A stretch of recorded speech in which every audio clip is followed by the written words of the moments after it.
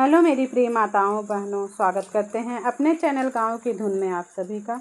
आज मैं लेकर आई हूँ बहुत ही सुंदर, बहुत ही प्यारा सा, बहुत ही दर्द भरा ललही छठ सोहर गीत। एक बार ज़रूर सुनिएगा। गीत पसंद आए तो वीडियो को लाइक करिएगा, चैनल को सब्सक्राइब करिएगा, ज़्यादा से ज़्यादा शेयर करिएगा, एक प्यारा सा कमेंट करिएगा, अपना आशीर्वाद ज़रूर दीजिएगा। ठुमकत आमई छठी मैया महुआ तरे, ठाड़ भाई महुआ तरे, ठाड़ भाई हो।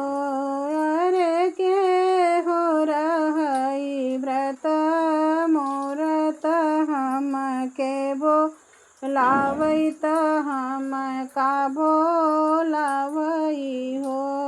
अरे के हो रही व्रत मोरत हम का बोलावई त हम का बोलावई हो।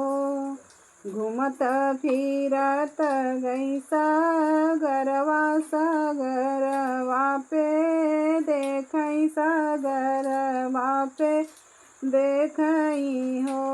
बहिनी ठाड़ी बजनिया एक रोवई त छठी माई के जो है त छठी माई के जो हई हो। बहिनी ठाड़ी बजनिया एक रोवई त छठी माई के जो है त छठी माई के जो हई हो।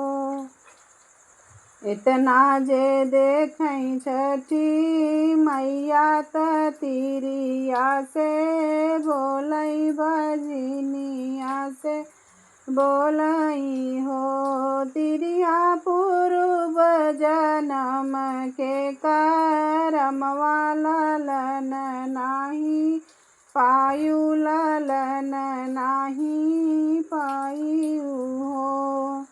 इतना वचन सुनी तिरिया मैया पैया लागई, छठी मैया पैया लागई हो।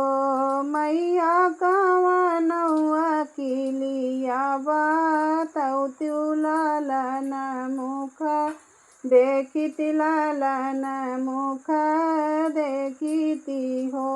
माई कवनौ जतनिया बताऊ त्यू ललन मुख देखिति, ललन मुख देखिति हो। जावऊ नये तिरिया अपने घरे, अपने सजन घरे, अपने सजन घरे हो।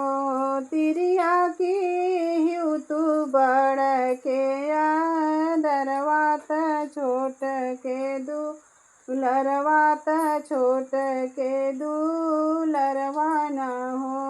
तिरिया दीन दुखी के कीहू सेवा रहिऊ, खुश मनवा रहिऊ, खुश मनवा। ललन तोहरे हुई है, ललन तोहरे हुई है हो। बीतल मास सावनवा त लागत भदौआ त लागत भदौआ न हो। बहिनी तिरिया त गर्भे गर्भ से त खबर सुनावई त खबर सुनावई हो। तिरिया गर्भेनी गर्भे गर्भ से त खबर सुनावई त खबर सुनावई हो। 8 महीना नऊ लागत ललना जनम लिहे होरी लाजा नमली है हो। बहिनी बाजै लागे आनंद बधैया, उठन लागे सोहर, उठन लागे सोहर हो। बहिनी बाजै लागे आनंद बधैया उठन लागे सोहर उठन लागे सोहर हो।